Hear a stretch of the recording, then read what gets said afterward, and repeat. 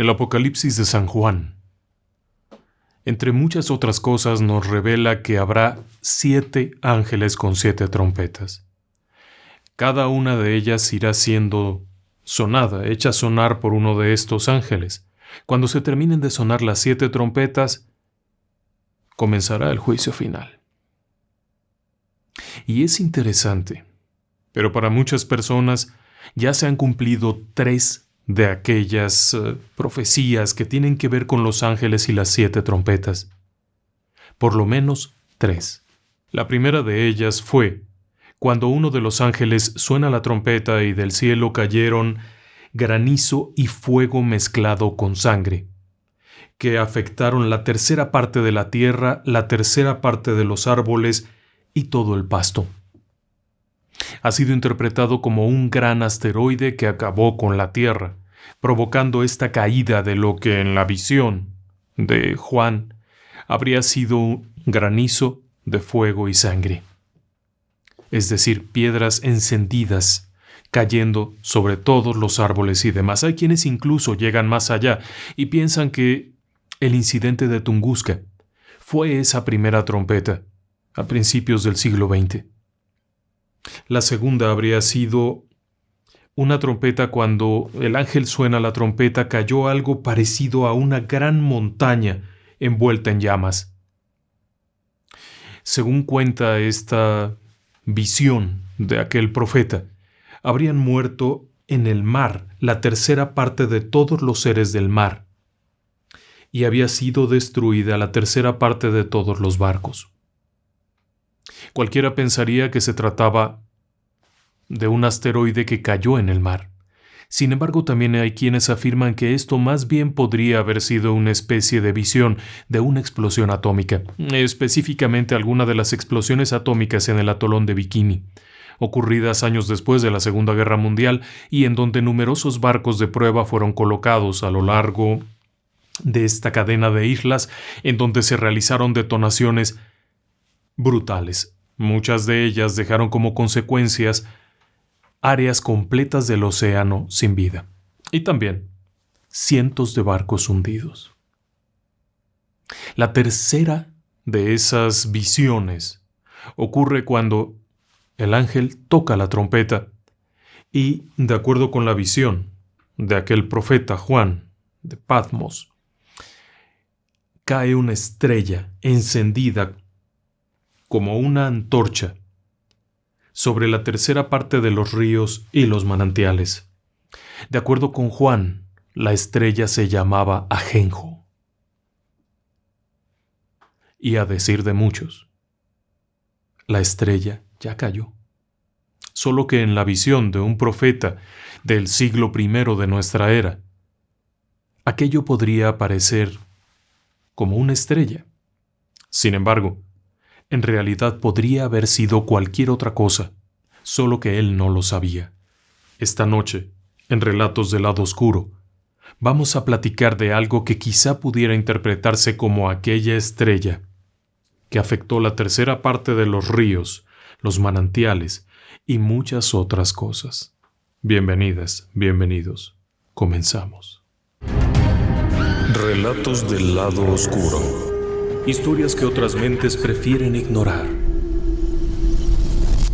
Para comenzar esta historia, déjeme que le lleve a la Unión Soviética de los años 70.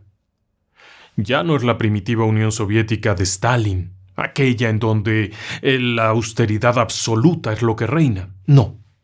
En los años 70 la Unión Soviética, si bien es plena Guerra Fría, el comunismo está en su máximo apogeo, tratando de soportar las revoluciones centroamericanas, apoyando a la insurgencia en diferentes países del mundo, apoyando a los Contra, apoyando a Norvietnam, apoyando a Corea del Norte. Bueno, el hecho es que en esos años 70, la Unión Soviética estaba luchando por dar una apariencia diferente, por poner un rostro de prosperidad, de bienestar, de igualdad y de superación. Mucho se veía eso, por ejemplo, en las competencias olímpicas. Cualquiera pensaría que los Juegos Olímpicos son simplemente Juegos deportivos, vamos, competencias deportivas, e inclusive se trata de hermanar a los pueblos, pero no dejan de ser competencias, el mejor es el que gana. Así que en realidad no están hermanando a nada y están demostrando a través de estas competencias olímpicas la superioridad. Y la Unión Soviética quería demostrar su superioridad. Obviamente, entrenaban atletas, les apoyaban, los hacían ser estrellas. Fue la época aquella en donde apareció Nadia Comaneci, ¿se acuerda?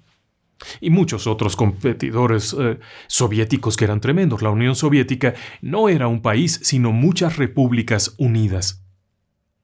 Una de esas repúblicas era la actual Ucrania, que era probablemente una de las principales repúblicas de la Unión Soviética. Tan importante era que muchos ucranianos se encontraban en Moscú, como parte del gobierno central, como parte del núcleo más importante del gobierno soviético. Y es que Ucrania era el granero, era el lugar de la producción agrícola, era el lugar de la producción de petróleo, de la producción de acero, vamos, había de todo ahí. Quizá por ello se escogió aquel lugar en 1970 para construir una ciudad. Esta no sería cualquier ciudad. Tenía que ser una ciudad especial, era la cara, la nueva cara de la Unión Soviética, esa cara que se quería dar al mundo para convencer a los que no estaban convencidos de que el comunismo realmente funcionaba. Debería de ser moderna, organizada, limpia, atractiva y llena de cosas buenas. Así que tendría desde un parque de diversiones, tendría escuelas en las que habría desde dormitorios para los chicos, alimentación muy cuidada, instalaciones deportivas de primer nivel, centros comerciales. Centros comerciales, vamos, tiendas. A diferencia de otros lugares en la Unión Soviética en donde lo único que había era una tarjeta de racionamiento, no exactamente de racionamiento, sino tu tarjeta con la que tú ibas a recoger los productos que te tocaban. Aquí habría algunas libertades adicionales, una traza urbana muy cuidada con diferentes barrios, en donde se podrían distribuir, aunque sonara feo, por posición social. Había desde edificios de 14 niveles en los que habría departamentos, habría casas, habría todo. Era una ciudad nueva, era un nuevo comienzo. El lugar se escogió por varias razones, pero sobre todo, la verdadera razón por la que se escogiera ese lugar era por la cercanía de un gran proyecto. La ciudad se llamó Pripyat y debía estar cerca del proyecto aquel, llamado la planta nucleoeléctrica Vladimir Ilich Lenin, más conocida como Chernóbil. La ciudad estaba destinada precisamente a alojar al personal de aquella central nucleoeléctrica. Y era una ciudad muy bella, muy pensada. Originalmente tendría 10,000 habitantes y conforme fuera creciendo el núcleo poblacional y la zona industrial derivada, aquello alcanzaría unas 80,000 personas. Bien pensada, bien diseñada, bien construida, alojaría inicialmente personas jóvenes, así es que cuando se estrena aquello, a principios de los 70s, fue sorprendente porque era una ciudad en la que había la mayoría de las personas jóvenes. No era raro ver mujeres empujando un carrito por las banquetas, el carrito del bebé, niños jugando en los parques, escuelas llenas de niños, padres de familia que volvían a casa después del trabajo a ver a sus hijos. Era un modelo diferente al tradicional aquel soviético de entregas a los niños al Estado y los ves los fines de semana. Aquí era diferente. Se planteaba un ambiente agradable y, claro, los índices de delincuencia. ¿Cuál delincuencia? No había delincuencia en este lugar, porque había un detalle. No podías vivir en Pripyat si no tenías una razón para estar ahí. Vivir en esta ciudad era un privilegio. Así de sencillo. Y en la Unión Soviética no había vagabundos, no había raterillos y cosas de esas, por lo menos en esta ciudad, porque no tenías razón de estar ahí. Y si te encontraban y no eras de ahí, prepárate porque te ibas a Siberia. Este no era un lugar al que pudieras llegar tú solito porque se te pegó la gana a rentar una casa. Tenías que tener algún oficio relacionado con la planta. Y claro, con todos los servicios que esto involucraba. Para principios de los 80, es decir, unos 10 años después de haber sido fundada la ciudad, aquello tenía ya unos 40,000 habitantes. Y las cosas marchaban muy bien. Tenía su propia estación de radio, hospitales, servicios de emergencia y un ambiente muy agradable. Este lugar, además, por su ubicación, cerca de Bielorrusia, en la frontera de Bielorrusia, me imagino que debe estar a unos 230 kilómetros, 250 de Kiev, no era tan exageradamente frío y ya en la primavera el ambiente era muy agradable. Así que verdaderamente era un premio. Te portaste bien, puedes ir a Pripyat. Te portaste mal, te vas a Siberia. Así es que este lugar estaba verdaderamente agradable y cerca de la planta. Estaba a unos 15 kilómetros. Vamos a pensarlo así. 15 kilómetros desde la ciudad hasta la planta nucleoeléctrica. Esa central nucleoeléctrica también era un proyecto muy ambicioso.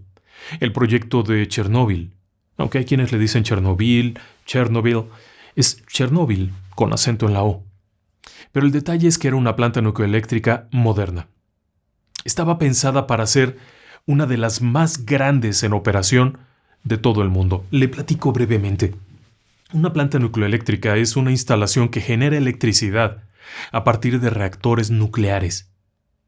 Es decir, esa misma materia que se utiliza para las bombas atómicas y que produce mucha radiación, bueno, pues lo que hacen es aprovechar la radiación de un núcleo dentro de un reactor para calentar agua a temperaturas muy altas, hasta el punto en el que se vuelve vapor a presión.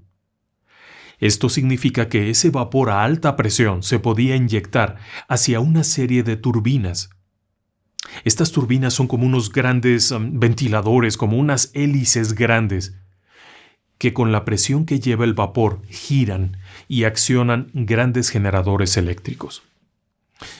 Al igual que una hidroeléctrica en donde la que hace ese trabajo es el agua, aquí se utilizaba un sistema de reactores nucleares. Le pongo un par de ejemplos. Mire, por ejemplo, la planta hidroeléctrica de Salto Grande en Argentina produce 945 megawatts de energía eléctrica. El Infiernillo en México produce 672, Itaipú en Paraguay produce 700.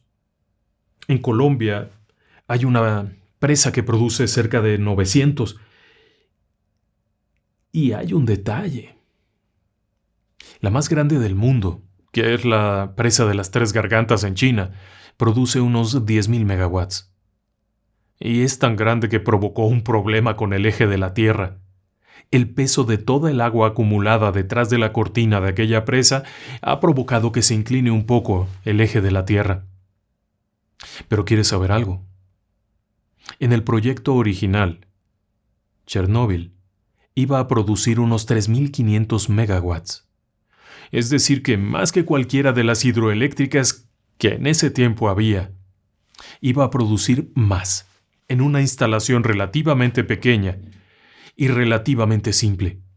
En comparación de una gran presa que es un trabajo complicado, que arruina un montón de cosas, pueblos, esto era del tamaño de una fábrica. Y produciría varias veces más que las presas grandes que ya estaban en operación. Chernóbil estaba diseñada para tener inicialmente 4 reactores. Al final tendría que tener 6, por lo tanto, una vez que alcanzara su tope de producción, fácilmente rondaría los 5,000 megawatts, alimentaría varias ciudades con esa energía eléctrica. Y la ciudad de Pripyat estaba pensada para que sus habitantes fueran el personal de aquella planta. Y conforme se fuera necesitando más gente, porque obviamente se asentarían por ahí también empresas que fabricarían cosas, irían llenando más hasta llegar a unos 80,000 habitantes. Estaba muy pensado aquello. El diseño original de la planta, sin embargo, no era lo ideal. Déjeme decirle que en medio de la carrera por demostrar que eran muy chichos. Había muchos problemas. No se trataba solamente de dar la cara al mundo, de prosperidad y bienestar. El problema real es que en la Unión Soviética, y creo que en la actual Rusia sigue estando, había un problema tremendo de mala planeación, de mala calidad, de falta de recursos y de corrupción. Sí, una enorme corrupción. Usted pensará que absurdo, pero si estaba el régimen militar aquel terrible, sí.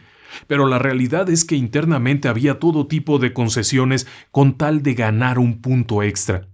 Si yo soy funcionario y necesito que esto esté a tiempo, no importa, tengo que cumplir a tiempo para ganar ese premio al que aspiraba, y eso hacía que, si bien no recibían dinero de la delincuencia o vendían cosas que no debían, sí jugaban con ciertos parámetros de seguridad. Chernóbil fue la muestra. En el diseño original se había solicitado un cierto tipo de reactor. Este tipo de reactor era estable, mucho más seguro, pero cuando se empezó a trabajar se informó que no habría disponibilidad de esos y se escogió un segundo tipo de reactor que tenía fama de no ser tan estable. ¿A qué me refiero con eso? Bueno, el problema de estos reactores, que es básicamente combustible atómico, dentro de un núcleo, cuando estos bajaban de potencia, se volvían inestables, es decir, que tenían altibajos de temperatura, que tenían variaciones repentinas en la propia potencia, en la generación de radiación, y aun cuando se les pusieran las barras aquellas que se utilizan para detener la radiación, para capturar los electrones o lo que se esté produciendo ahí, estos no eran seguros, pero eran los que había. Y hacía falta empezar ya, no había tiempo que perder. La planta se empezó a construir en 1972 y era un proyecto largo, así que no había tiempo que perder. Y aceptaron utilizar esos que daban mucha guerra. Pero no era lo único. La planta tenía otros problemas. Por ejemplo, la propia estructura en el diseño no consideraba una salvaguarda en caso de accidente. En la mente de aquellos diseñadores no cabía la posibilidad de un accidente, obviamente. Reconocer ante el Politburó y ante las altas autoridades que podía darse un accidente no era lo ideal. Por lo tanto, en el diseño no estaba la coraza protectora que en otras instalaciones similares había. Pero tampoco era lo único. Dentro de otro de los problemas, por ejemplo, muchos de los materiales que se instalaron no eran a prueba de fuego. Y luego, para colmo de males, muchos de los sistemas no eran redundantes. Normalmente en una instalación de alta seguridad se instalan sistemas redundantes, de tal manera que, por ejemplo, si una bomba controla un servicio importante, un servicio prioritario, nunca se deja una sola bomba, sino que se ponen dos.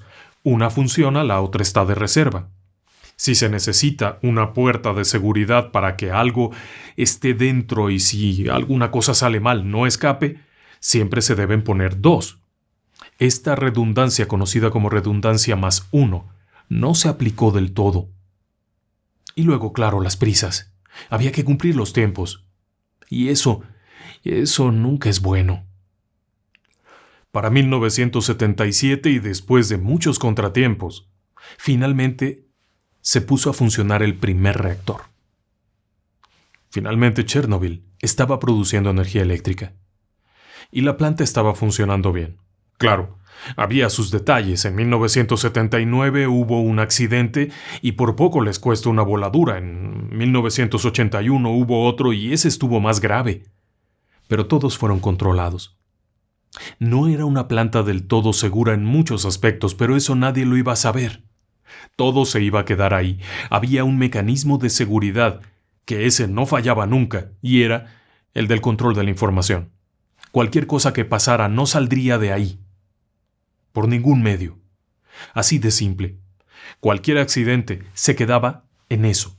Ahí dentro, la KGB y otros organismos que estaban al control de esto se encargaban del silencio. Y ay de ti si hablabas. Le explico un poquito. El hecho de que se viera todo tan bonito y hubiera florecitas, jardines, juegos, parques de diversiones y señoras muy bonitas con sus niñitos en su carrito no significaba que no hubiera una ley del silencio, una ley mordaza. Había comisarios del partido, es decir, personas que pertenecían al Partido Comunista y que tenían la misión de escuchar, ver y controlar. Así es que si tú sabías que algo había explotado, que algo se había roto, que algo no funcionaba, y se te ocurría platicarlo con algún vecino, realmente no sabías quién te estaba oyendo. Y te arriesgabas a perder tu hermosa ciudad, tus jardines, los juegos, e ir a parar hasta allá, hasta las regiones de Siberia. Así que lo que ocurriera ahí se quedaba en un reporte interno que nunca saldría a la luz. Pero los accidentes ahí se estaban dando. Y ocurrían. Cuando se echó a andar el cuarto reactor en 1983, se celebró con bombo y platillo, se pusieron moños, vinieron funcionarios. ¿Pero quiere que le diga algo? Para cuando se estrenó el cuarto reactor, había habido numerosos accidentes. Por lo menos 4 de los accidentes habían llegado a un punto conocido como punto crítico. A milímetros de que los reactores fallaran. Un reactor falla cuando se sobrecalienta, cuando no tiene refrigerantes, cuando muchas cosas, y llega el punto en el que las barras de seguridad no alcanzan para contenerlo y aquello puede llegar a explotar. Al menos 4 casos graves cercanos a eso hubo entre 1977 y 1983. Pero el total de incidentes fueron más de 120. 120 en los cuales se involucró directamente la seguridad de la planta. Y estamos hablando de una planta con 4 grandes reactores atómicos a 16 kilómetros de una ciudad. ¿Cómo se supo esto? Pues en su momento, ¿no? En su momento todo era amor y alegría. Las propagandas que se hacían, los eventos que se organizaban, todo era de bombo y platillo y todo muy bonito. Pero quiere que le diga algo macabro. En el año 2020 y poco antes del ataque de Rusia contra Ucrania, se liberaron 229 páginas de documentos secretos de la KGB. Estas 229 páginas tenían que ver con Chernóbil y fueron liberadas por el gobierno de Ucrania. Estaban escondidas en un antiguo depósito y era material confidencial. Esas 229 páginas revelaban que Chernóbil no solamente no era una planta ultrasegura como se intentaba promocionar, sino que realmente había tenido graves fallas de seguridad que habían puesto al borde de la catástrofe aquellas instalaciones en varias ocasiones. Pero la vida seguía ahí. Y tal como le he dicho, hablar de esto dentro de la población, dentro de estos lugares, era muy arriesgado. La gran mayoría de los empleados de la planta tenían niveles de seguridad altos. Es decir, que lo que sabían no podía salir a ninguna parte, y platicarlo con un conocido, platicarlo con el vecino podía significar que terminaras en Siberia partiendo piedras. ¿Y quién querría abandonar todo esto? Nadie, ¿verdad? Pero ciertamente había ya algo ahí latente. 25 de abril de 1986. Chernóbil tiene 4 reactores trabajando a toda potencia. El reactor 4 necesita hacer algunas pruebas. Quieren saber algo. Hay un riesgo enorme, puesto que el sistema de refrigeración está conectado. Su sistema de respaldo, vamos a decirlo, está conectado a las líneas de energía eléctrica normales, a las líneas convencionales. De tal manera que si hubiese un problema realmente grave y las líneas convencionales colapsaran, las bombas de emergencia no prenderían y aquello se pondría muy feo. Por lo menos es lo que he entendido, leyendo la descripción minuciosa. Así es que deciden hacer una prueba. Lo que van a hacer es simular que hay una falla eléctrica general y que tienen que apagar el reactor, bajarlo de potencia y ver si el sistema opera únicamente con el ímpetu de las turbinas y el vapor acumulado. Ver si con esto pueden arrancar las bombas. Es una apuesta muy delicada. Dyatlov, el jefe a cargo de esta área del reactor 4, sabe que es muy delicado, así es que prepara bien a su equipo. El turno de la mañana ha estado haciendo pruebas y ha estado aprendiendo cómo controlar esto. Le repito, el reactor. Ese reactor es muy delicado porque es inestable. Es un cacharro que a baja potencia tiene fluctuaciones brutales. Normalmente cuando está a plena capacidad es como tener un motor con el acelerador a la mitad, funcionando de maravilla, pero si lo sueltas empieza a cabecear. Algo así es lo que ocurre ahí en términos más vulgares que científicos. El problema comienza el día 25, es el día de la prueba.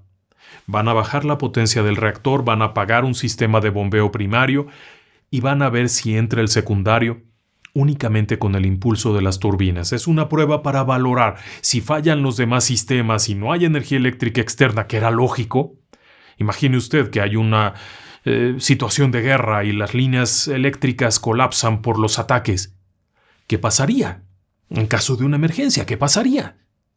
Bueno, pues es lo que quieren ver, así es que se preparan. En todo momento, saben que es una prueba de riesgo. El tipo de reactor que está instalado no es el ideal.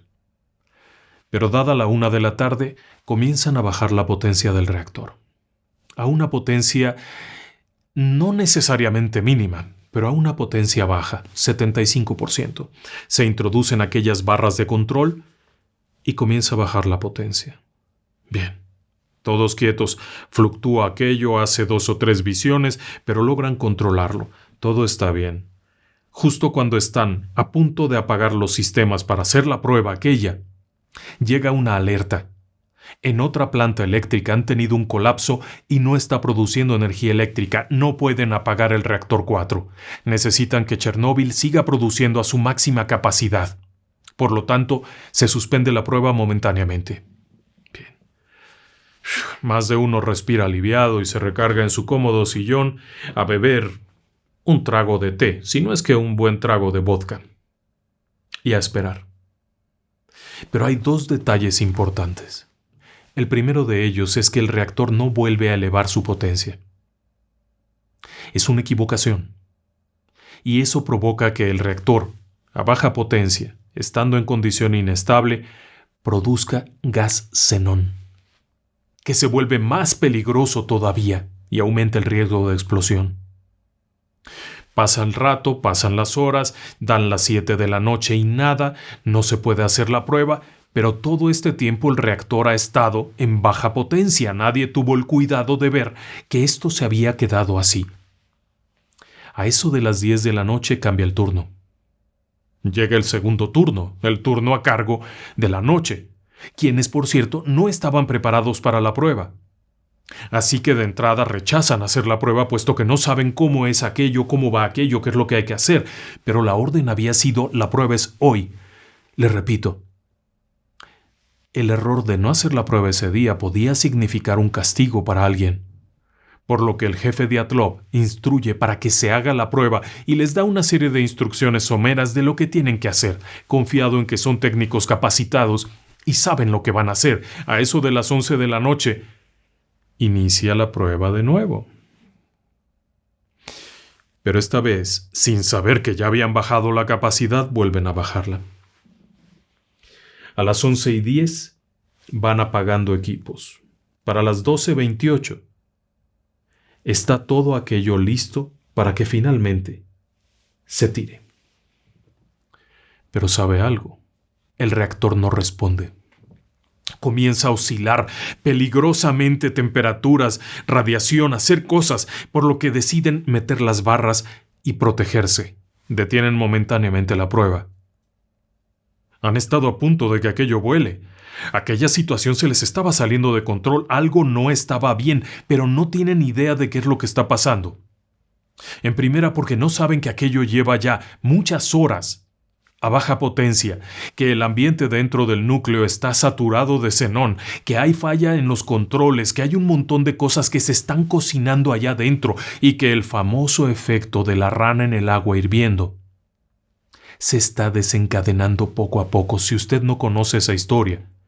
Es muy sencilla. Usted toma una rana y la pone dentro de una cacerola, con algo de agua, suficiente agua, para que la rana flote, y la pone al fuego. Los primeros minutos la rana no sabe que está a punto de morir, porque si lo supiera seguro saltaría de ahí. El agua se va poniendo tibia, y la rana se va acostumbrando gratamente al agua tibia, sin darse cuenta que en cuestión de minutos esa agua va a estar hirviendo y la rana se va a estar cocinando. Suena macabro, es solo una teoría, pero eso es lo que se estaba gestando aquí. Un rato después aparentemente se ha estabilizado. El jefe del turno de la noche llama a Dyatlov y le informa que no es buena idea proceder con la prueba. Dyatlov exige que se haga y punto. Por lo que se procede a iniciar la prueba. La 1:23 de la mañana. Se reanuda la prueba. Comienzan a apagar equipos, sobre todo el bombeo primario. Pero algo no sale bien. 40 segundos después se dan cuenta que todo está saliendo mal.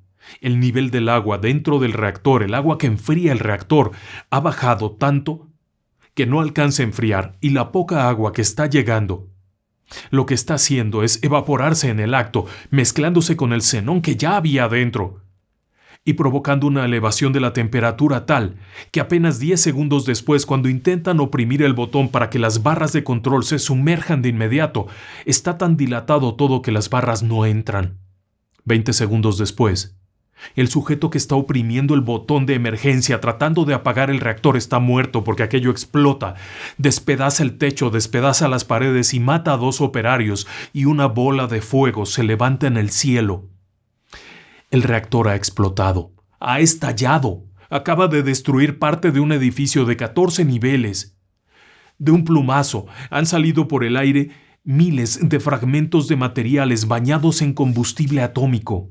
Fragmentos de las barras, fragmentos de tungsteno, fragmentos de todo han salido dispersos junto con cientos de toneladas de polvos altamente radioactivos.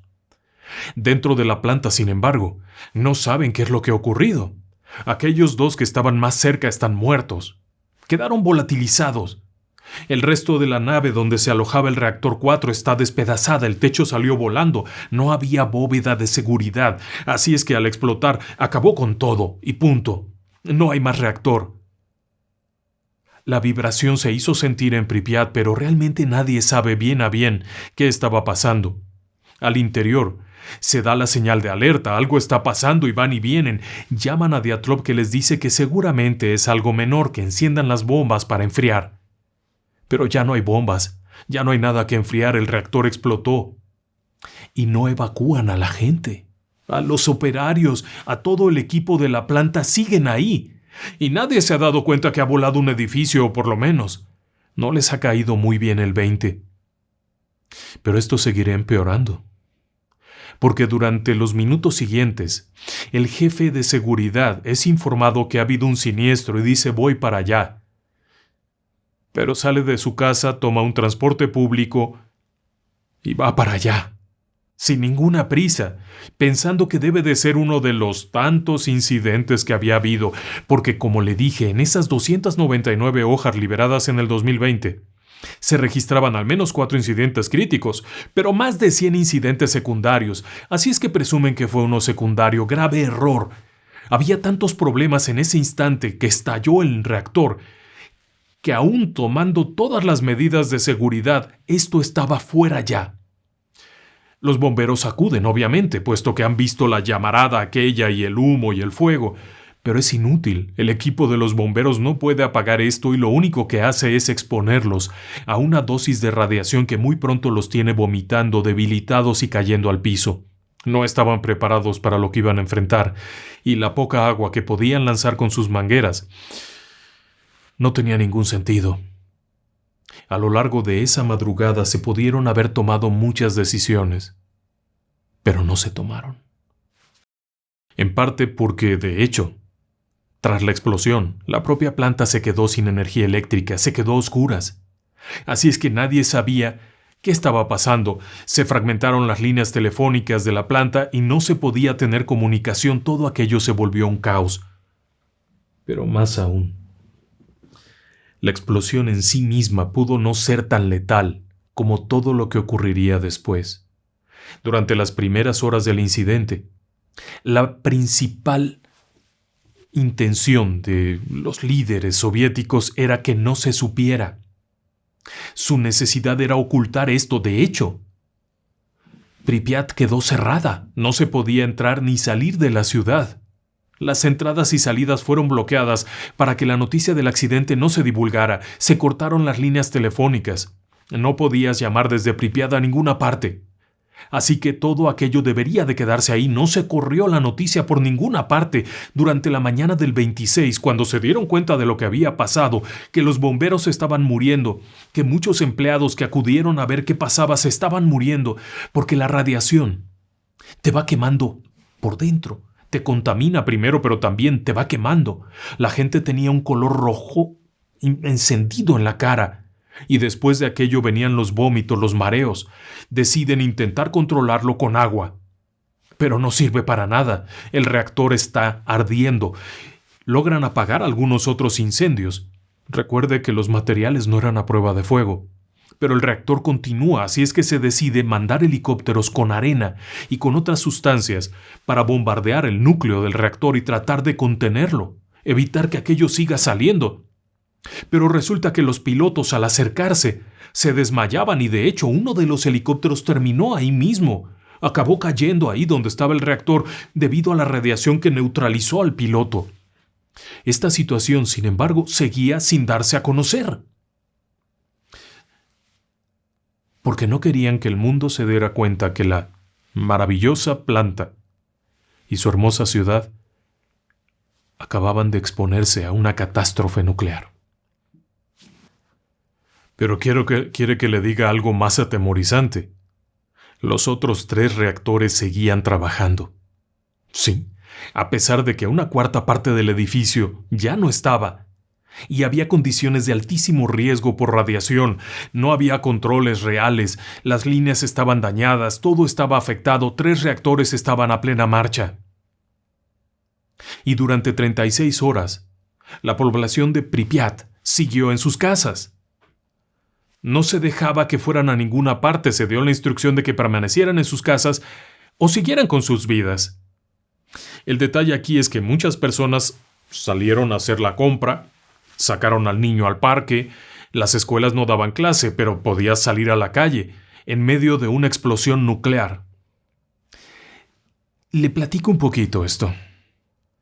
La radiación que se liberó en el momento de la explosión de Chernóbil, según algunos cálculos, habría superado 5,000 veces la radiación que se liberó en Hiroshima.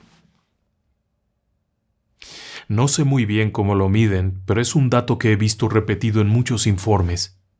Es decir, que aquello equivalía a que se hubieran detonado 5,000 bombas atómicas, no por la potencia explosiva. Es diferente. Aquí el problema era la radiación. La explosión en sí misma había sido bastante contenida en un solo espacio y había destruido un edificio. Pero la radiación, la contaminación por radiación liberada, equivalía a 5,000 bombas de Hiroshima. El problema es que la gente seguía allá y no se le había dicho nada. Y al mundo no se le había dicho nada. No sería sino hasta 36 horas después, el día 27 de abril, que se dio la orden de evacuación inmediata, a eso de la 1:30 de la tarde. Todo el mundo fuera. Llegaron cientos de camiones y la instrucción era llevar documentos, algo de comida y una bolsa por persona. Era todo. Vámonos, todo el mundo para afuera. Comienzan las labores de contención.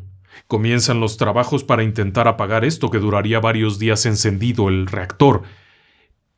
Finalmente apagan también los otros reactores, pero durante todo este tiempo cientos de operarios, soldados, personal de seguridad estuvieron ahí. Y ninguno de ellos llevaba un equipo adecuado. No lo había. No esperaban que pudiera pasar algo así, así es que el equipo de seguridad que se requiere para trabajar en ambientes con tantísima contaminación radioactiva era muy escaso. La gran mayoría de las personas llevaban trajes de goma, una máscara para gases que no era adecuada y no servía, y se enfrentaron así, a un ambiente en donde el promedio de supervivencia sería de unas pocas horas. Pero la situación seguía adelante, y el resto del mundo no tenía idea de lo que estaba pasando hasta que de pronto, en una central nucleoeléctrica en Suecia, en la central de Forsman, al llegar los trabajadores a su turno, al entrar, comenzaron a sonar alarmas. Normalmente en una planta nucleoeléctrica, a la entrada y a la salida se mide la radiación de las personas, porque se trata de verificar que no te contaminaste con algo. No vaya a ser que salgas por la ciudad regando radioactividad. Pero en este caso, cuando van entrando los trabajadores, comienzan a sonar las alarmas, comienzan a revisar de qué se trata y se dan cuenta que estas personas vienen llegando de la calle. Y estaba lloviendo, y se mojaron. Lluvia radioactiva en Suecia. A muchos kilómetros de distancia había llegado una lluvia radioactiva, y esta misma lluvia radioactiva llegaría a la mitad de Europa, si no es que más. Aquello se volvió una calamidad, y luego, para colmo de males, el viento cambia de dirección y ahora la nube radioactiva se va hacia Rusia, hacia Moscú. Durante el desfile del 1 de mayo, no se avisó a nadie que había una nube radioactiva volando por ahí, y la gente que estuvo en el desfile del 1 de mayo de 1986 estuvo expuesta a una cantidad brutal de radiación. Por culpa del viento, la lluvia y todo eso, el polvo, producto de la explosión, continuó en la atmósfera regándose por todas partes. Los niveles de radiación eran brutales. Y sin embargo, la Unión Soviética no reconocía nada, y no sería sino hasta un par de días después que liberarían una nota de prensa diciendo que había habido un accidente, pero no habían dicho de qué tamaño. Claro, la gente ya había sido evacuada, y la ciudad de Pripyat se convirtió en una ciudad fantasma. Y se convirtió en una ciudad fantasma por varias cosas. Una de ellas, primero, es por la propia explosión y el polvo radioactivo que quedó regado por todas partes. Y segunda, por la propia técnica con la que se contuvo la radiación. Durante los días siguientes, en los cientos de diferentes trabajos que se hicieron, se utilizó una mezcla, una especie de spray, para quitar del aire la radiación. Este spray lo que intentaba era que todos estos polvillos que andaban por ahí cayeran. El problema es que se pegaron a las paredes de los edificios, de las casas, y hoy en día la radiación dentro de esos inmuebles es altísima, porque se quedó atrapado aquello ahí.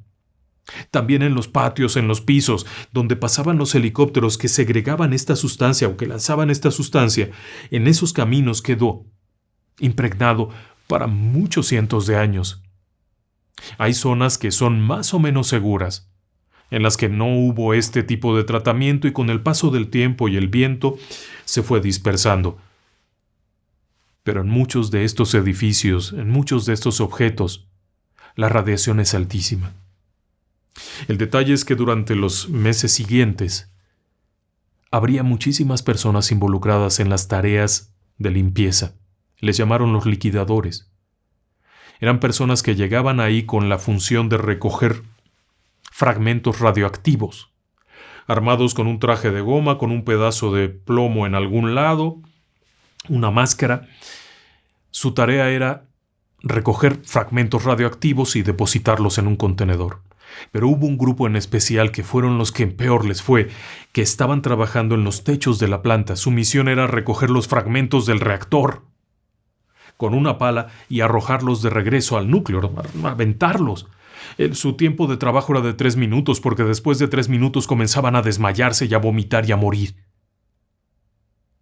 Esta situación se salió de control y claro, obviamente cuando pasa lo de Suecia empiezan a pedir explicaciones y es cuando se libera la información de la catástrofe de Chernóbil y todo el daño que esto ocasionó.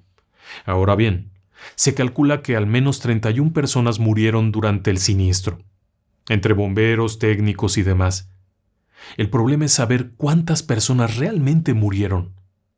Es muy complicado poder calcularlo. Hay quienes aseguran que habrían muerto en los años siguientes alrededor de 60,000 personas que estuvieron directamente relacionadas con aquello, entre liquidadores, soldados, bomberos, personas que estuvieron expuestas, pero hay quienes aseguran que la cifra podría haber alcanzado más de 1 millón de personas.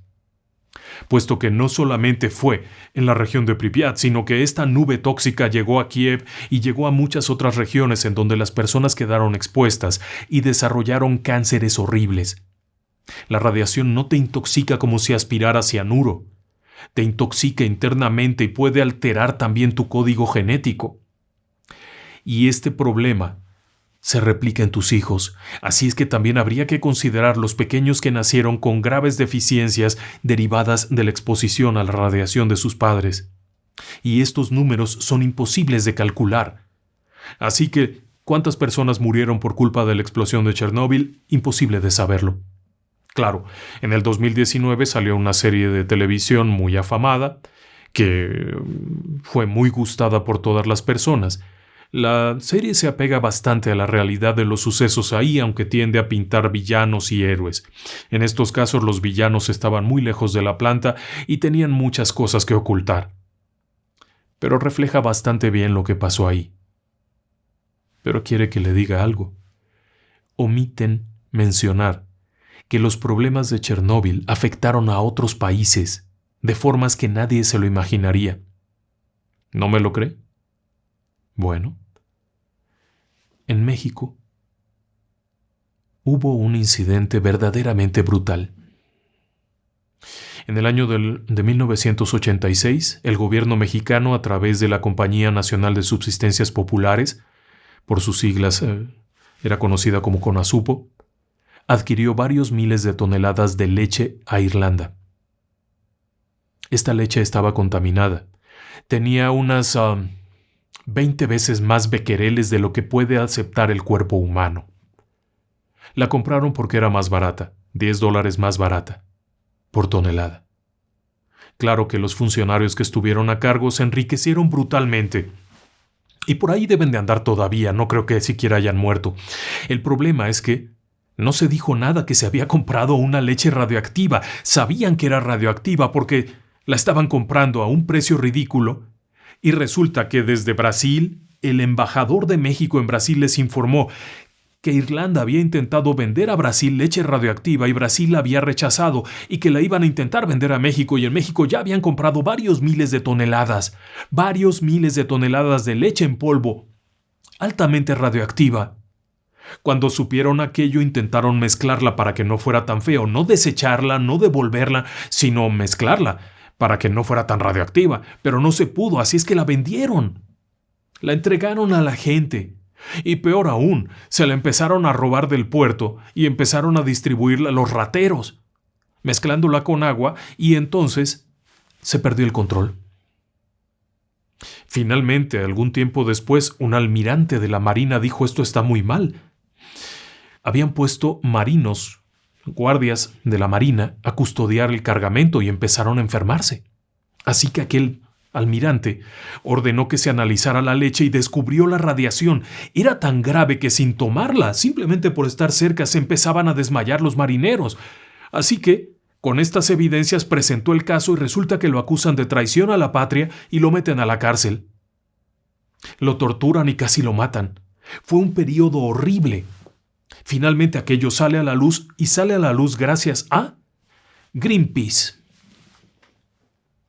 Sí, la organización ecologista, y al grupo de los 100, que también es una organización ecologista, quienes vinieron, hicieron pruebas pirata clandestinas y pudieron demostrar que aquello era tóxico en un grado altísimo. En México esa leche se entregó a la población, en un acto que debería de considerarse como criminal. Años después el Congreso exigiría una explicación, haría un estudio profundo, se llegaría a meter a la cárcel a 2 o 3 funcionarios, pero no a todos. Eso sigue ahí. Y es un hecho verídico, no es un asunto que esté yo conjeturando. El problema es que no se sabe cuántas personas perdieron la vida por culpa de esa leche, porque hay 2 detalles. Eran de varios tipos. Había mantequilla, que también se compraron varios miles de toneladas, leche normal y leche para procesos de infantes, es decir, para niños pequeños cuya resistencia es todavía menor. ¿Cuántas personas murieron por culpa de eso? No se sabe, pero hay cientos de casos que fueron documentados de niños que sin tener antecedentes desarrollaron cánceres graves.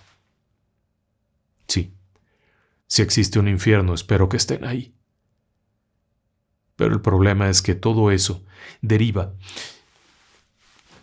de la explosión de Chernóbil.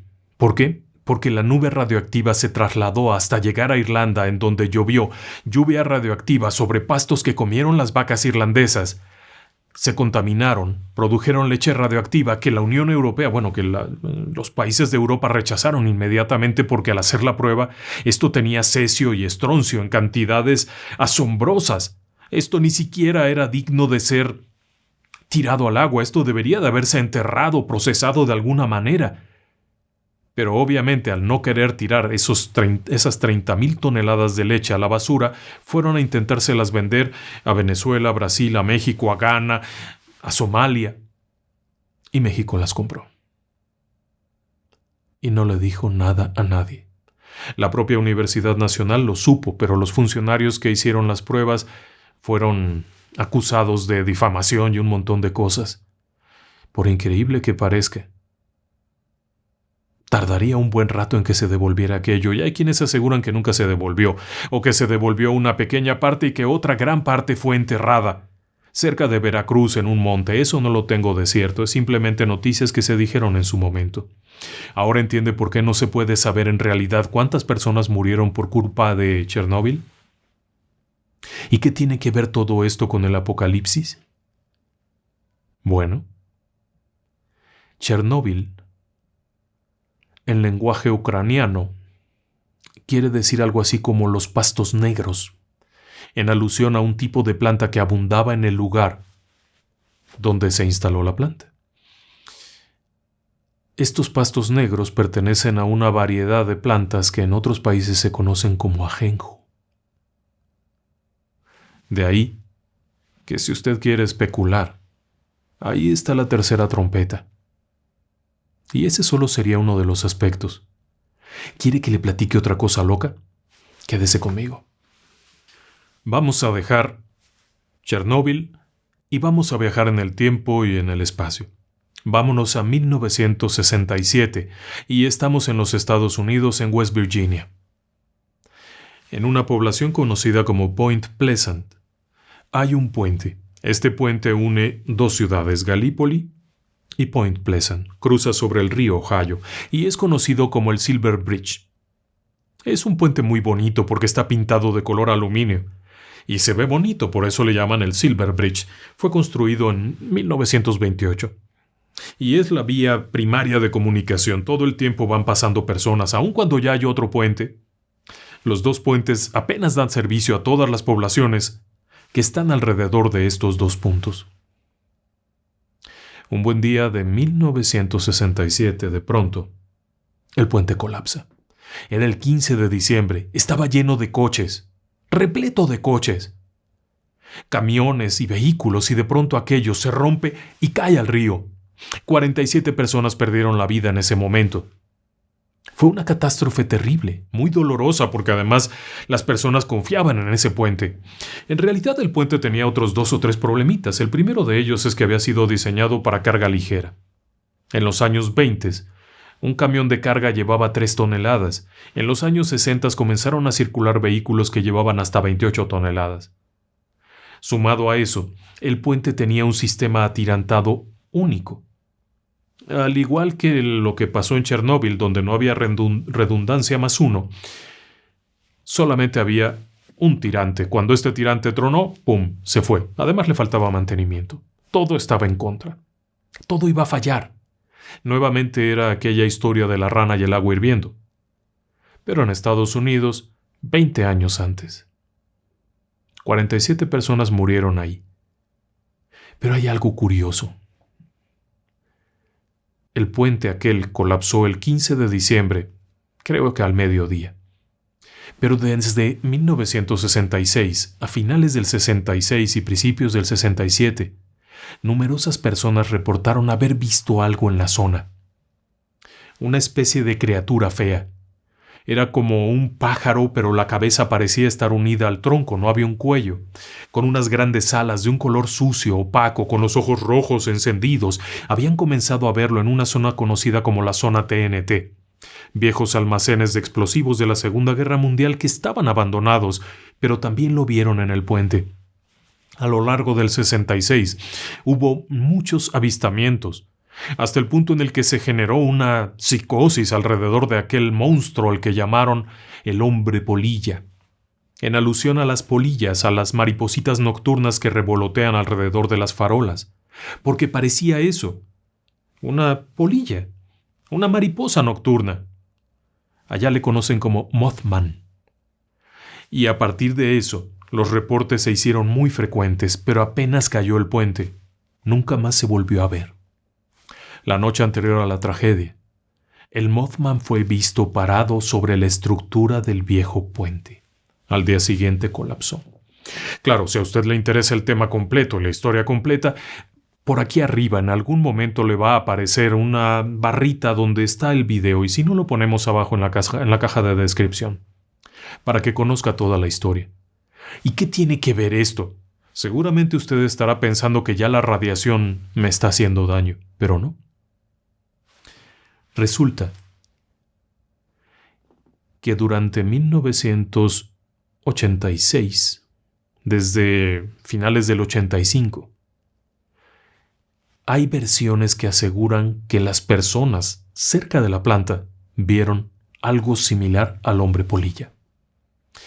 Dijeron que era una especie de pájaro negro muy grande del tamaño de un ser humano, pero con unas alas más o menos de 3.5 a 3.8 metros de envergadura, con los ojos completamente rojos. La última vez que lo vieron fue aquel día de la prueba de 1986, aquel fatídico viernes, cuando se hizo la prueba, en la madrugada, estaba arriba del techo de la planta. Los reportes obviamente fueron desechados. Cualquiera pensaría que es un ajuste, que alguien pegó la historia del Mothman con Chernóbil, porque también lo pusieron en las Torres Gemelas del 2001. Pero en este caso, los reportes no son actuales. No es un bulo de Internet. De hecho, los primeros reportes surgieron apenas después de la explosión.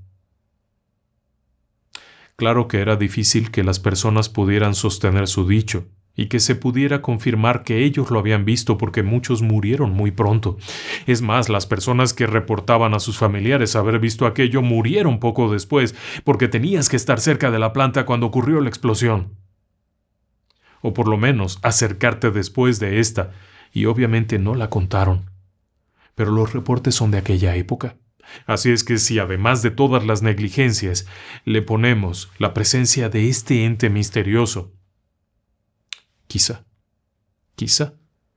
tendríamos una historia muy gruesa. Hay quienes aseguran que el Mothman estuvo ahí para advertir, como si fuera una especie de genius loci, un genio protector, un espíritu protector, más que un ser del espacio o algo, una especie de ser protector, que intentaba avisar, hey, aquí hay algo mal, aquí algo va a pasar, pero pues bueno, es difícil hacerle caso a un bicho con apariencia de polilla nocturna. Después de eso, la historia se fue difuminando, fue recuperada hace algunos años por diferentes medios, sobre todo de Internet, que empezaron a hablar del extraño pájaro negro de Chernóbil. Así que esa historia no solamente es una catástrofe que le costó la vida a miles y miles de personas en todo el mundo. Porque sí, la leche radioactiva que México compró también la compró Ghana y también se repartió en algunos otros lugares del mundo. ¿Cuántas personas perdieron la vida? No lo sé. Ahora, algo que mucha gente pregunta es acerca de Pripyat. Es una ciudad vacía. Desde hace algunos años y hasta la invasión rusa del 2022, se organizaban excursiones turísticas. Las personas podían ir allá con un guía que tenía un mapa, y en este mapa estaban marcadas las zonas seguras. No podías salirte de ahí. Cada persona llevaba un medidor de radiación, y los guías solían llevar contadores Geiger para ir midiendo, para asegurarse que estaban en un lugar seguro. Y este aparatito sonaba si había un incremento de radiación, puesto que si te salías de la vereda o de la zona segura podías entrar en un edificio altamente contaminado. El problema es que una cosa eran los turistas y otra cosa eran los stalkers. Es decir, gente que se fue metiendo, una especie de vagabundos que iban allá porque ahí había cosas que robar, había souvenirs, había objetos, y esta gente fue a vivir allá. Y obviamente muchos de ellos están altamente contaminados. Y hay animales.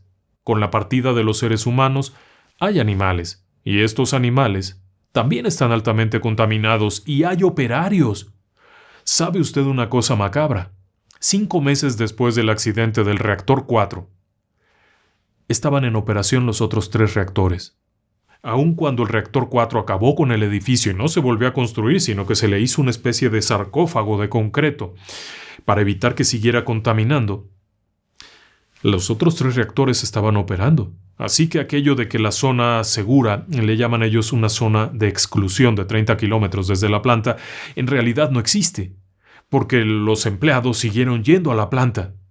Lo que se quedó vacío fue Pripyat, pero la planta seguía teniendo operarios.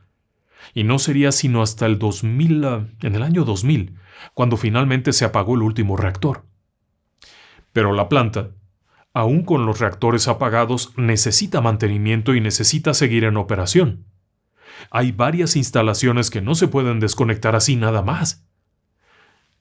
En el 2022, cuando se da la invasión de Rusia a Ucrania, los soldados llegan, comienzan a pasar tanques por las carreteras y comienzan a levantar polvo radioactivo y nuevamente se intoxican los soldados. Luego, capturan a los empleados que quedaban ahí, que eran 200 obreros que mantienen la planta, y empiezan a sonar alarmas porque ya no había quien controlara eso. Bueno, terminaron dejándolos. Que siguieran ahí, pues, ya que lo arreglen esto antes de que vuelva a explotar otra cosa. Peor aún, hicieron trincheras para esconder a sus soldados, y la hicieron en un suelo altamente radioactivo. Así que aquella zona sigue cobrando vidas, por increíble que parezca. Y claro, como consecuencia de eso también hay un mundo de historias de fantasmas. Uno pensaría, oye, pero si en Pripyat no se murieron las personas. Las evacuaron, sí, efectivamente. El número de víctimas directas en el momento de la catástrofe no fue significativamente alto para una situación de estas. Pero en diferentes puntos de la ciudad hay historias de fantasmas. Desde el hombre que grita, ¡sáquenme! ¡Ayuda! Desde el interior del viejo reactor, del reactor 4. Ahí dentro del cofre aquel de seguridad y después de 3 puertas herméticas, blindadas con alta seguridad, hay quienes aseguran haber escuchado la voz de un hombre que en ruso grita, ¡ayúdenme! ¡Sáquenme de aquí! Pero obviamente no hay nadie. Luego está otro que se ve desde una ventana que adentro no hay nada, ni siquiera hay dónde pararse porque colapsó el techo. Y se puede ver a una persona que pasa por ahí, y hay quienes piensan que es uno de aquellos viejos ingenieros de 1980 y tantos que murió en la planta. Luego están las sensaciones, puedes caminar y de pronto, sí, claro, te sugestionas y piensas que te están viendo. Pero muchas personas aseguran que al voltear sí los están viendo, solo que las figuras se difuminan rápidamente, y caminar por las calles de Pripyat puede ser muy perturbador. De hecho, tendría muchas razones para estar embrujado porque muchas de las personas que quedaron expuestas al final del día, aunque no murieron en ese momento, y muchas de las víctimas se prolongaron hasta 10 o 15 años después, la realidad es que hubo muchas personas muertas, y eso siempre deja una huella. Pero esa es historia para otro momento. Por lo pronto, me despido de ustedes agradeciéndoles su compañía y enviándoles mis mejores deseos para que tengan una gran noche y que descansen en paz.